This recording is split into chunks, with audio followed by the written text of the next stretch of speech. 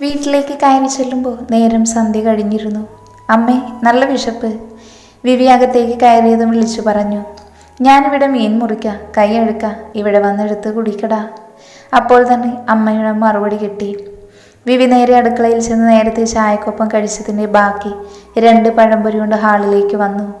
ഇന്ന് ഇത് കഴിച്ചോ? വിവി ചാരുവിന് നേരെ ഒരെണ്ണം നീട്ടി. അവൾ TV കാണുവാണ്. അവൻ നീട്ടിയപ്പോൾ പുഞ്ചിരിയോടെ അത് വാങ്ങിച്ചു. അപ്പോൾ ഈ കക്ഷിക്ക് ഇതുവരെ അറിയില്ലേ താൻ മനസ്സിൽ കൊണ്ട് നടക്കുന്ന കാര്യം? വിവി അവളെ നോക്കി സംശയത്തോടെ ചോദിച്ചു. അവളില്ലെന്ന് തലയാട്ടി. വിവി ചിരിച്ചുപോയി. ബെസ്റ്റ്. പുള്ളിയുടെ കല്യാണം കഴിഞ്ഞിട്ടില്ലെന്ന് പറയുന്നു. അപ്പം എന്തായാലും ആ പ്രണയം കാണുമല്ലോ.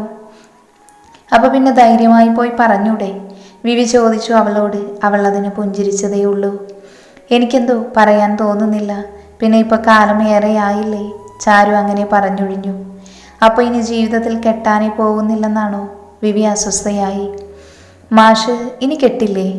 മറുചോദ്യമാണ് ചാരുവിൽ നിന്ന് കിട്ടിയത്. അല്ലിയോട് പറഞ്ഞതുപോലെ മനസ്സിനിഷ്ടപ്പെട്ട, എന്നെ മനസ്സിലാക്കുന്ന ഒരാളെ കിട്ടിയ, അതും തന്നെ പോലെ ഒരാളെ കിട്ടിയ തീർച്ചയായും കെട്ടും.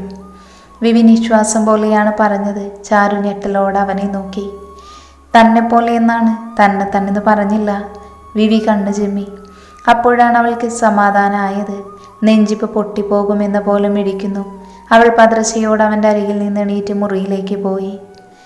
കണ്ണുകൾ തുറക്കുമ്പോൾ ജോർജ് ഏതോ ഇടിഞ്ഞു പൊളിഞ്ഞ കെട്ടിടത്തിലാണ്. അയാൾ കൈകൾ അനക്കാൻ തോന്നി. സാധിക്കുന്നില്ല. കൈകൾ ആരോ ബന്ധിച്ചിരിക്കുന്നു. ചുറ്റും കൂരിരുട്ടാണ്. അയാൾ വാ തുറക്കാൻ നോക്കുമ്പോൾ വായും ആരോ മൂടിയിട്ടുണ്ട്.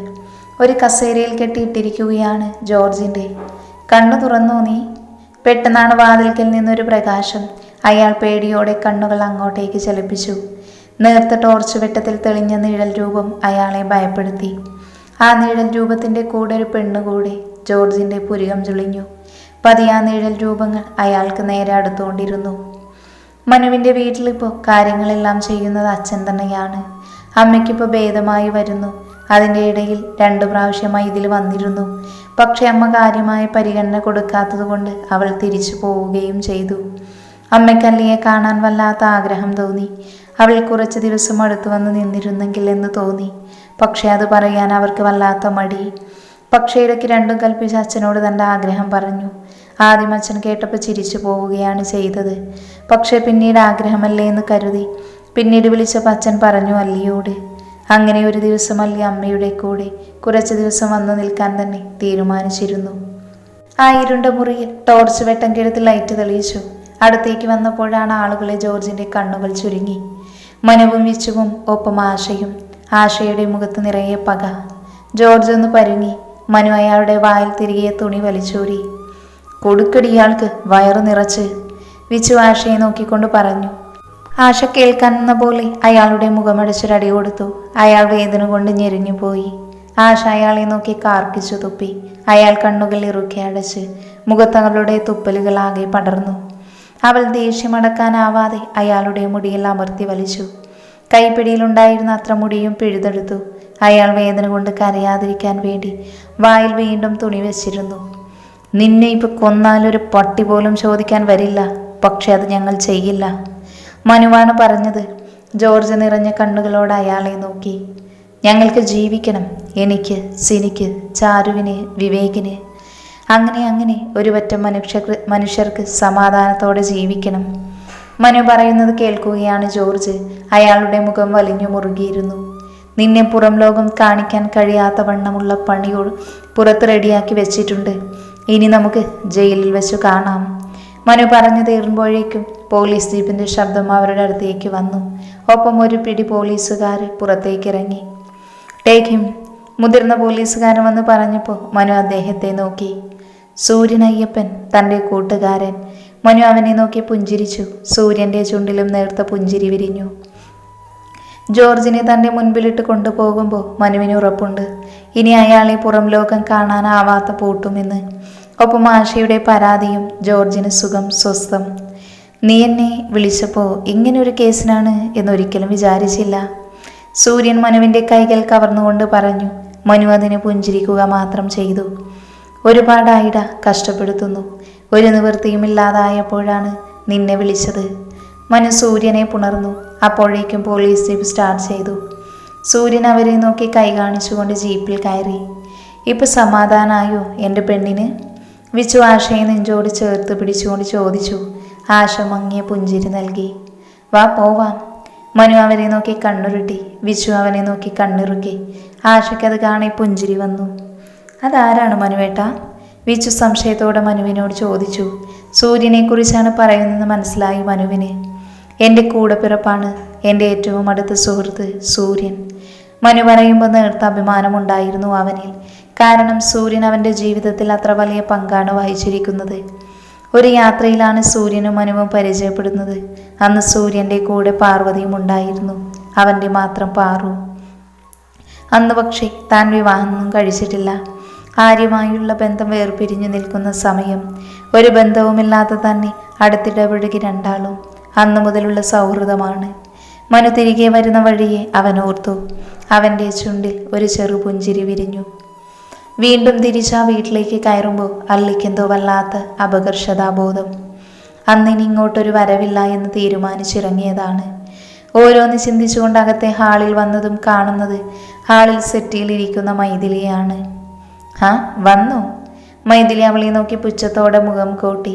അല്ലിയൊന്നും മനസ്സിലാവാതെ അവളെ തന്നെ ഉറ്റുനോക്കി. അതേസമയം ഹാളിലേക്ക് അമ്മയും വന്നിരുന്നു. മോള് വന്നോ? അമ്മ പുഞ്ചിരിയോടെ പറയുന്നത് കേട്ടപ്പോൾ ഒന്ന് പുഞ്ചിരിച്ചു. പക്ഷേ സംശയം മൈഥിലി എന്താണ് ഇവിടെ എന്നാണ്. ഇപ്പം അവളില്ല എന്ന് പറഞ്ഞിട്ടല്ലേ താൻ വന്നത്? മോള് കുറച്ച് ദിവസം ഇവിടെ നിൽക്കില്ലേ? മനുവേട്ടൻ അമ്മ തന്നെ നോക്കുകയാണ്. ഉണ്ടെന്നോ ഇല്ലെന്നോ പറഞ്ഞില്ല. അല്ലെങ്കിലും മനുവേട്ടൻ വൈകിട്ട് വരാമെന്നാണ് പറഞ്ഞത്. കുറച്ച് ദിവസം നിൽക്കണമെന്നേ ഉള്ളൂ. കുഞ്ഞിനെ ഹാളിൽ നിർത്തി റൂമിൽ പോയി ഡ്രസ്സ് മാറി വന്നു. റൂമിൽ നിന്ന് ഇറങ്ങുമ്പോൾ അമ്മ കിടക്കാൻ പോയിട്ടുണ്ട്. മൈഥിലി ഹാളിൽ തന്നെ ഇരുന്ന് TV കാണുവാണ്.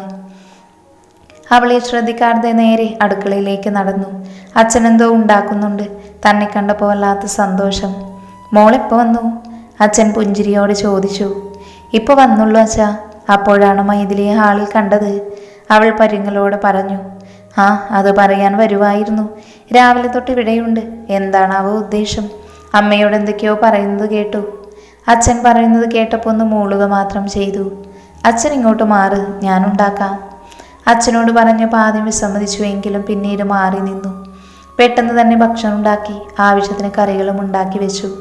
ഇടയ്ക്ക് അമ്മയ്ക്ക് കഞ്ഞി കൊടുക്കാൻ വേണ്ടി ചെല്ലുമ്പോൾ അമ്മയുടെ റൂമിൽ മൈഥിലി ഇരിക്കുന്നത് കണ്ടു. അവളെ ശ്രദ്ധിക്കാതെ അമ്മയ്ക്കുള്ള ഭക്ഷണം കൊടുത്തു. മോളെ, ഈ വീടൊക്കെ ഒന്ന് തുടച്ചിടണേ, അപ്പടി അഴുക്കാ. അമ്മ പറഞ്ഞപ്പോൾ മോളി കേട്ടു. മൈഥിലി ആരോ വന്നപ്പോൾ കൊണ്ടുവന്ന ഓറഞ്ചിൻ്റെ അല്ലി പൊളിച്ച് കഴിക്കുവാണ്. അത് ശ്രദ്ധിക്കാതെ അമ്മ കഴിച്ചു തീർന്നപ്പോൾ പ്ലേറ്റും എടുത്തു കൊണ്ടുപോയി. അമ്മയും മകളും വീണ്ടും നന്നായി എന്ന് രണ്ടാളുടെയും പെരുമാറ്റം കണ്ടപ്പോൾ മനസ്സിലായി. അവൾ വന്ന് പലപ്പോഴായി കരഞ്ഞു കാണിച്ചപ്പോൾ അമ്മയുടെ മനസ്സ് മാറിക്കാണും. അല്ലി നടുവേർപ്പെട്ടു. വന്നതല്ലേ, ഇവിടെയെല്ലാം തുടച്ചു കൊടുത്തു പോകാം, തൻ്റെ കടമയില്ലേ? അമ്മ പറഞ്ഞതുപോലെ തന്നെ ആകെ മൊത്തം അഴുക്കും പൊടിയുമാണ്. അവൾ ബക്കറ്റിൽ വെള്ളമെടുത്ത് മുഴുവനും അടിച്ചു വാരി തുടക്കാൻ തുടങ്ങി. അതെല്ലാം കണ്ട് മൈഥിലി സോഫയിലിരുന്ന് TV കാണാനും. അത് കാണുമ്പോൾ അല്ലിക്ക് ദേഷ്യം വരും. പക്ഷെ അവളൊന്നും മിണ്ടിയില്ല. ഇനിയും ഒരു വഴക്കിനില്ല. കാരണം ഇവരോട് പറഞ്ഞിട്ട് കാര്യമില്ല. അന്ന് അജിത്ത് ലീവുള്ള ദിവസമായിരുന്നു. അതുകൊണ്ട് തന്നെ എണീറ്റത് 10 മണിക്ക്. അച്ഛൻ രാവിലെ തന്നെ പണിക്ക് പോയി. അമ്മ രാവിലത്തെ ഭക്ഷണം റെഡിയാക്കി തൊടിയിലേക്കും ഇറങ്ങി. അല്ലി മനുവേട്ടൻ്റെ വീട്ടിലേക്കാണെന്ന് പറഞ്ഞ് എണീറ്റ് വരുമ്പോൾ പോകുന്നത് കണ്ടു. മനുവേട്ടൻ്റെ കൂടെയാണ് പോയിരിക്കുന്നത്. മനുവേട്ടൻ തലേ ദിവസം ആശയെ കൊണ്ട് എങ്ങോട്ടോ പോയതായിരുന്നു. വന്നപ്പോൾ നന്നേ വൈകി. അതുമാത്രമല്ല അവരുടെ കൂടെ വിച്ചുവും ഉണ്ടായിരുന്നു. ആശയുടെ മുഖത്തെ സന്തോഷം കണ്ടപ്പോൾ എന്താണ് കാര്യമെന്ന് തിരക്കി. ആ ജോർജിനെ പോലീസ് പിടിച്ചു എന്ന്, പോരാത്തതിന് അയാൾക്കിട്ട് നല്ലതുപോലെ കൊടുത്തു എന്ന് പറഞ്ഞു. സമാധാനം തോന്നി. കുറച്ച് ദിവസമായി അവളാകെ മറ്റൊരവസ്ഥയിലായിരുന്നു. അവളുടെ മുഖത്തെ സന്തോഷം കണ്ടപ്പോൾ മനസ്സ് നിറഞ്ഞു. അവളും അമ്മയുടെ കൂടെ തോട്ടത്തിലേക്ക് പോയതാണ്. ഓരോന്നോർത്ത് അജിത്ത് സൈഡിലിരുന്നു. അജിത്ത് രാവിലത്തെ ഭക്ഷണം സോഫയിലിരുന്ന് കഴിക്കുവാണ്. കണ്ണുകൾ TV-യിലേക്കും. അമ്മായി, പിന്നെ അമൃത് നാവിനുടെ ശബ്ദം കേൾക്കെ അജിത്ത് ഒന്ന് തിരിഞ്ഞു നോക്കി. വരുന്നുണ്ട്, വായാടി, അവൻ മനസ്സിലോർത്തു. പെട്ടെന്ന് തന്നെ കയ്യിലെ ഒഴിഞ്ഞ പാത്രം മേശമേൽ വെച്ചെണീറ്റു. താനിവിടെ ഇല്ലാത്തതറിയില്ല, അതുകൊണ്ട് തന്നെ ഒന്ന് പറ്റിക്കാം. അവൻ ചിരിയോടെ റൂമിൽ പോയി. പിന്നെ അമൃത്തെ വാതിൽ തുറന്ന് ആവണി അകത്തേക്ക് കയറി. ഈ വാതിൽ തുറന്നിട്ട് അമ്മായി ഇത് എവിടെ പോയതാ? ആവണി പുരികം ചൊളിച്ചു പിറുപിറുത്തു. ഹാളിൽ ചെല്ലുമ്പോൾ TV ഓണാണ്. പോരാത്തതിന് ഭക്ഷണമെല്ലാം തുറന്നു വെച്ചിരിക്കുന്നു. ഒരു ശ്രദ്ധയും ഇല്ലാതെ എല്ലാം വെച്ചിരിക്കുന്നത് കണ്ടില്ലേ? അവൾ തലയിൽ തട്ടിക്കൊണ്ട് ആ ഭക്ഷണം അടച്ചു വെച്ചു. കണ്ണുകൾ നേരെ ആശയുടെ മുറിയിലേക്കാണ് പോയത്. കഴിഞ്ഞ ദിവസം അവൾ കരഞ്ഞത് ഓർമ്മ വന്നു. അമ്മാവൻ സമ്മതിച്ചോ എന്നൊന്നും അറിയില്ല. പിന്നെ ഇങ്ങോട്ടേക്ക് വരാൻ സാധിച്ചിട്ടില്ല. അവൾ മനസ്സിലോർത്തു. ആശേ, ആവണി കുറച്ചുറക്കെ വിളിച്ചു നോക്കി. പക്ഷേ മറുപടിയില്ല. മുറിയിലേക്ക് നടക്കുമ്പോൾ പെട്ടെന്ന് അജിത്തിൻ്റെ റൂമിൽ നിന്നൊരു കൈ അവളെ വലിച്ച് മുറിയുടെ അകത്തേക്കിട്ടു. ആവണി മിഴിഞ്ഞുപോയി. അവൾ ഞെട്ടലോട് അജിത്തിനെ നോക്കി. പേടിപ്പിച്ച് കൊല്ലാൻ നോക്കുന്ന മനുഷ്യനെ. അവൾ അവൻ്റെ പുറത്ത് നല്ലൊരു അടി വെടിച്ചു കൊടുത്തു. അവൻ ആ കൈകൾ മുറുക്കെ പിടിച്ചു. ഓ, ആശയെ കാണാഞ്ഞിട്ട് എന്തൊരു സങ്കടം. എന്ന് ഞാനൊരാൾ ഇവിടെയുണ്ട്, എന്നെ ഒന്ന് കാണാൻ തോന്നുക. അജിത്ത് അവളുടെ കൈകൾ ഒന്നുകൂടെ തന്നിലേക്ക് അടക്കി പിടിച്ചു. ആവണിക്ക് ചിരി വന്നുപോയി. ആരാണീ പറയുന്നത്? എത്ര കാലം ഞാൻ പുറകെ നടന്നതാണ്. അന്നൊന്നും കണ്ട ഭാവം കാണിക്കാത്ത ആളാണ്. പ്രേമം തലക്ക് പിടിച്ചപ്പോൾ ആളുടെ രൂപവും മട്ടുമെല്ലാം മാറി. അതിന് ഞാൻ നിങ്ങളെന്തിനാ കാണുന്നത്? മാറങ്ങോട്ട്. അവൾ കൈവലിക്കാൻ ശ്രമിച്ചു. പക്ഷേ അജിത്ത് വിട്ടില്ല. ഒപ്പം തന്നെ അവളെ ഇടുപ്പിൽ പിടിച്ചു പൊക്കി ആ ചുണ്ടിൽ അമർത്തി മുത്തി. ആവണി പുളഞ്ഞുപോയി. അവൾ അവനെ നോക്കുമ്പോഴേക്കും അവൻ്റെ ചുണ്ടുകൾ കഴുത്തിൽ പതിഞ്ഞിരുന്നു. എന്നെ കാണാൻ തോന്നാറില്ലേ? കാതോരം കൊഞ്ചലോട് ചോദിച്ചു. ആവണി തളർച്ചയോട് അവൻ്റെ നെഞ്ചിൽ പതുങ്ങി. തീരെയില്ല, അവൾ കുറുമ്പോട് പറഞ്ഞു. എന്ന് നീ ഇവിടെ നിന്ന് പോകില്ല. പറയുന്നതിനോടൊപ്പം അവളെ പൊക്കിയെടുത്ത് ബെഡിലേക്കിട്ടു അജിത്ത്. ആവണി പിഴഞ്ഞെണീക്കുമ്പോഴേക്കും വാതിലിൻ്റെ കുറ്റിയിട്ടിരുന്നു അവൻ. ആവണിയുടെ നെഞ്ച് വല്ലാതെ ഇടിച്ചു. എന്താ അജിത്തേട്ടെ കാണിക്കുന്നേ? കളിക്കാണോ? മാറിക്കേ. ആവണി എണീക്കാൻ ഒരുങ്ങിയപ്പോൾ അത് ശ്രദ്ധിക്കാതെ അജിത്ത് അവൾക്ക് മുകളിലേക്ക് വീണു. ആവണി വിറച്ചുപോയി. അജിത്ത് അവളുടെ കഴുത്തിലേക്ക് മുഖം പൂഴ്ത്തി. ആവണി ഒന്ന് പുളഞ്ഞു. അവളുടെ വിരലുകൾ അവൻ്റെ മുടിയിൽ കൊരുത്തു. അജിത്തേട്ട, അമ്മായി. അവൾ ശ്വാസഗതി നിയന്ത്രിച്ചുകൊണ്ട് പറഞ്ഞു. അമ്മായി ഒന്നും ഇപ്പോൾ വരില്ല, നീ അടങ്ങി കിടക്ക്.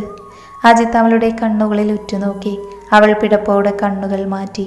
മുഖമാകെ ചുവന്ന് പോയിട്ടുണ്ട് പെണ്ണിൻ്റെ. ഇതാണോ സിന്ദൂരം പൂക്കുന്ന സന്ധ്യ എന്ന് പറയുന്നത്? അജിത്ത് കൗതുകത്തോടെ അവളെ നോക്കി. അവൾ അവനെ തള്ളി മാറ്റാൻ നോക്കി. പക്ഷേ നടക്കുന്നില്ല. സ്ഥാനം തെറ്റിയ ധാവണിക്കിടയിലൂടെ അവൻ്റെ കൈവിരലുകൾ ഇഴഞ്ഞതും അവൾ അത് പിടിച്ചു വെച്ചു. നോക്ക്, എനിക്ക് പോവണം. ആവണി കണ്ണുരുട്ടി. അജിത്തിന് അവളുടെ മുഖഭാവം കാണി ചിരി വന്നുപോയി. ആകെ പേടിച്ചരണ്ട കണ്ണുകൾ. പക്ഷേ വെപ്രാളം പുറത്ത് കാണിക്കാതിരിക്കാൻ അവൾ നന്നേ പെടാപ്പാട് പെടുന്നുണ്ട്. അജിത്ത് 2 കൈയും കുത്തി അവൾക്ക് മുകളിൽ നിന്നു. എന്നിട്ട് അവളെ നോക്കി. ഞാൻ നിന്നെ വിടാം, പക്ഷേ പറയ്, എന്നെ ഒട്ടും ഇഷ്ടമല്ല എന്ന് അവൻ കുസൃതിയോടെ ചോദിച്ചപ്പോൾ അവൾ ചുണ്ട് കൂർപ്പിച്ചു. അങ്ങനെ ചോദിച്ചാൽ കള്ളം പറയണോ സത്യം പറയണോ? അവൾ പുരികം പൊക്കി ചോദിച്ചു. കള്ളം പറഞ്ഞാൽ മതി. അവൻ പൊട്ടിച്ചിരിച്ചു പോയി. എനിക്കെത്തിരി ഇഷ്ടമാണെന്നോ? എൻ്റെ ജീവനാണ്, പ്രാണനാണ്. അവൾ ആ നെഞ്ചിലെ രോമങ്ങളിൽ പതിയെ വിരലോടിച്ചു. ഒപ്പം 2 രോമങ്ങൾ വലിച്ചെടുക്കുകയും ചെയ്തു. വേദന എടുക്കുന്നടി. അവൻ എഴുന്നേറ്റിരുന്നു. കിട്ടിയ അവസരത്തിൽ അവളും എഴുന്നേറ്റു.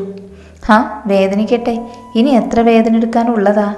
എനിക്ക് ഈ രോമം പറിക്കുന്നത് വലിയ ഇഷ്ടമാണ്. എൻ്റെ ഹോബിയും അതാണ്. അവൾ അവൻ്റെ നെഞ്ചിൽ മുഖമിട്ടുരസി. അവൾ ആ നെറ്റിയിൽ ചുണ്ടുകൾ അമർത്തി. അവൾ ഒന്നുകൂടെ ചിണുങ്ങി.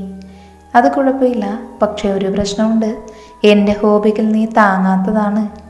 മീശ ഒന്നൊഴിഞ്ഞുകൊണ്ട് പറഞ്ഞത് കേട്ടപ്പോൾ ആവണിയുടെ മുഖമാകെ ചുവന്ന് തുടുത്തുപോയി. അശ്യേ, ഈ അജിത്തേട്ടൻ. അവനെ ആഞ്ഞു തള്ളിക്കൊണ്ട് വാതിൽ തുറന്ന് ഓടി ആവണി. നേരെ ചെന്ന് വീണത് ആശയുടെ നെഞ്ചത്തോട്ടും. ഇരുവരും അപ്പുറത്തെ സോഫയിലേക്ക് മറിഞ്ഞു. ആശ അവളെ കണ്ണും തള്ളി നോക്കുവാണ്. ആവണി നന്നായി ഇളിച്ചു കാണിച്ചുകൊണ്ട് എണീറ്റു. സോറി നാത്തൂനെ, ഒരു കയ്യബദ്ധം, നാറ്റിക്കരുത്. ആവണി കണ്ണു ചുരുക്കി പറയുന്നത് കേൾക്കെ ആശ അവളെ കണ്ണുരുട്ടി കാണിച്ചു. പ്രായപൂർത്തിയായ ഒരുത്തി ഇവിടെ ഉള്ളതാ, രണ്ടും അത് ഓർത്തോ? ആശ ആവണിയുടെ ചെവിയിൽ പിടിച്ചൊരു കിഴുക്ക് വെച്ചു കൊടുത്തു. ആവണി ചിണുങ്ങലോടെ നേരെ നോക്കിയത് അമ്മായിയുടെ മുഖത്തേക്ക്. ഐഷ്, ശുഭം, ആവണി മനസ്സിലോർത്തു.